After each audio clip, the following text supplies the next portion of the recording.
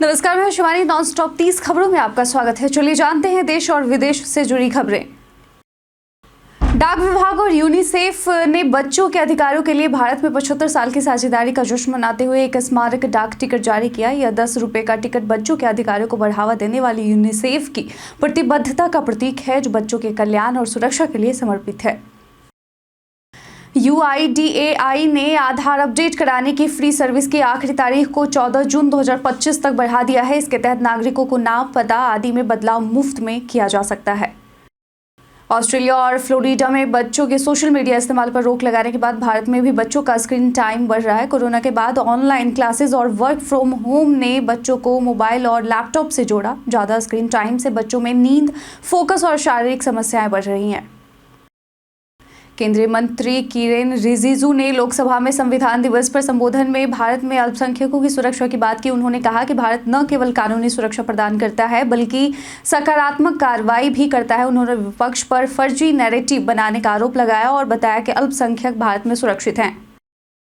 आंध्र प्रदेश के तिरुमाला लड्डू विवाद की जांच के लिए गठित SIT की टीम ने भगवान वेंकटेश्वर मंदिर और रसोई का दौरा किया। टीम ने लड्डू प्रसाद के निर्माण प्रक्रिया और गुणवत्ता की जांच की। यह विवाद तब शुरू हुआ जब मुख्यमंत्री चंद्रबाबू नायडू ने लड्डू में घटिया सामग्री का आरोप लगाया था। सुप्रीम कोर्ट ने जांच का आदेश दिया था। कर्नाटक में कोरोना महामारी के दौरान PPE किट और N95 मास्क की अवैध खरीद में गड़बड़ी के आरोप में FIR दर्ज की गई है, जिससे राज्य को 167 करोड़ रुपए का नुकसान हुआ है। इसमें सरकारी अधिकारियों और निजी कंपनियों के खिलाफ कार्रवाई हो रही है। हालांकि राजनीतिक हस्तियों का नाम सामने नहीं आया है। भाजपा ने पश्चिम बंगाल में राम मंदिर बनाने का ऐलान किया। तृणमूल कांग्रेस के सांसद हुमायूं कबीर के बाबरी मस्जिद बनाने के बयान के बाद भाजपा नेताओं ने कबीर के बयान पर विरोध जताया। ममता बनर्जी पर सांप्रदायिक तनाव बढ़ाने का आरोप लगाया गया। कबीर ने मस्जिद निर्माण के लिए ट्रस्ट बनाने की बात की। अल्लू अर्जुन को पुष्पा 2 के स्क्रीनिंग के दौरान हुई भगदड़ और एक फैन की जान जाने के मामले में गिरफ्तारी के कुछ घंटों बाद बेल मिल गई। हैदराबाद पुलिस ने उनके साथ किसी भी दुर्व्यवहार की बात को नकारा है और उनके कार्यों को घटना का कारण बताया।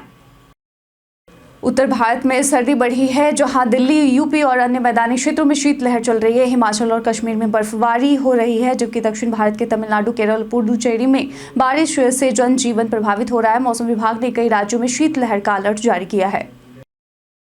विदेश मंत्री S जयशंकर ने लोकसभा में कहा कि बांग्लादेश में अल्पसंख्यकों पर हो रही हिंसा भारत की चिंता का विषय है और उम्मीद जताई कि बांग्लादेश इस पर कदम उठाएगा। उन्होंने भारत बांग्लादेश के अच्छे संबंधों और विकास परियोजनाओं का उल्लेख किया। साथ ही पाकिस्तान में आतंक मुक्त रिश्तों की बात कही।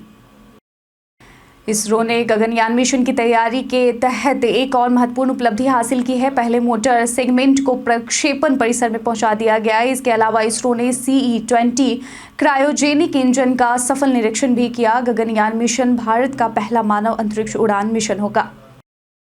सुप्रीम कोर्ट ने एक लड़की के माता पिता की याचिका खारिज करते हुए कहा कि बच्चा संपत्ति नहीं होता। माता पिता ने अपनी बालिग बेटी के पति के खिलाफ आपराधिक कार्रवाई की मांग की थी, लेकिन कोर्ट ने इस दावे को अस्वीकार कर दिया। वहीं दहेज और घरेलू हिंसा कानूनों के दुरुपयोग पर भी सुप्रीम कोर्ट ने याचिका दायर की गई।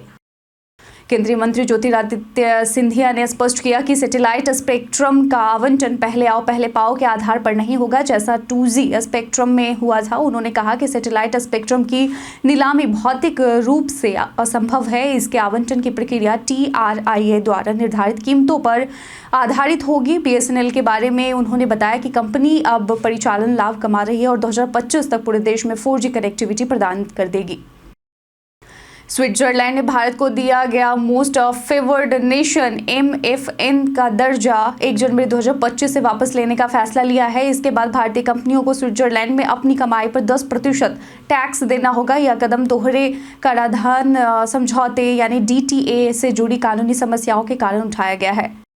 वायु प्रदूषण के संपर्क में लंबे समय तक रहने से नसों में रक्त का थक्का जमने का खतरा 39 से 100% तक बढ़ सकता है। यह एक नए अध्ययन से सामने आया है। केंद्रीय मंत्री नितिन गडकरी ने बताया कि परिवहन विभाग 40% प्रदूषण के लिए जिम्मेदार है और पराली से CNG का उत्पादन कर प्रदूषण कम करने के प्रयास किए जा रहे हैं। फिल्म मेकर अनुराग कश्यप ने अपनी बेटी आलिया कश्यप की शादी की खूबसूरत तस्वीरें शेयर की हैं, जिसमें वे इमोशनल होकर आलिया का कन्यादान करते हुए नजर आए। आलिया ने 11 दिसंबर को शेन ग्रेगोइरे से शादी की। शादी में बॉलीवुड के कई बड़े सितारे शामिल हुए थे।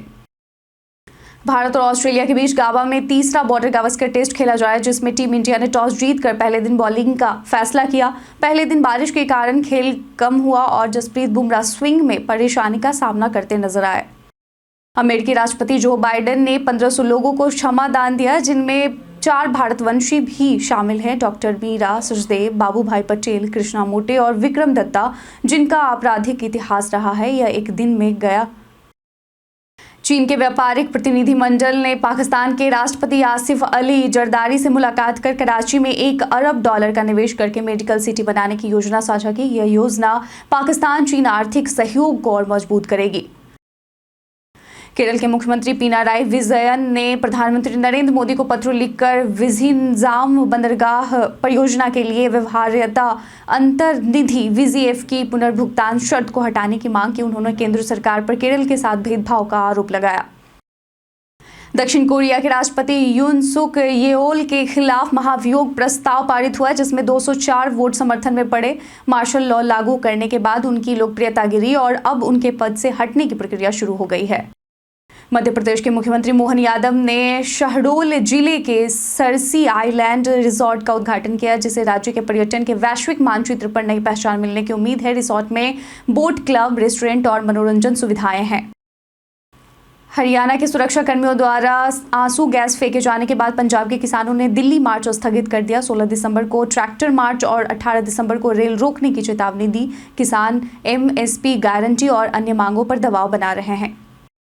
भारत में शीतलहर, घना कोहरा, बर्फबारी और भारी बारिश का अलर्ट है। IMD ने शीतलहर और बारिश के कारण 14 से 20 दिसंबर के बीच मौसम में बदलाव की चेतावनी दी है। दिल्ली में भीषण ठंड और कोहरा जारी है। तेजस्वी यादव ने बिहार चुनाव से पहले माई बहन मान योजना का ऐलान किया, जिसमें आर्थिक रूप से कमजोर महिलाओं को 2500 रुपए दिए जाएंगे। उन्होंने सरकार के भ्रष्टाचार और बेरोजगारी पर सवाल उठाया और अपना विजन पेश किया। संभल के मुस्लिम बहुल इलाके में 400 साल पुराना शिव मंदिर मिला, जो 1978 के दंगों के बाद बंद था और कब्जा कर लिया गया था। प्रशासन ने मंदिर को मुक्त कराया। भक्तों ने शुद्धिकरण करके पूजा शुरू की। सचिन तेंदुलकर की बेटी सारा ब्रिस्बेन में भारतीय टीम को सपोर्ट करते हुए नजर आई। वह जहीर खान और हरभजन सिंह के साथ स्टेडियम में बैठी हुई दिखी। बारिश के कारण पहले दिन 13 ओवर 2 गेंद में खेल हो सका। सारा ने सोशल मीडिया पर स्टेडियम के बाहर तस्वीर साझा की।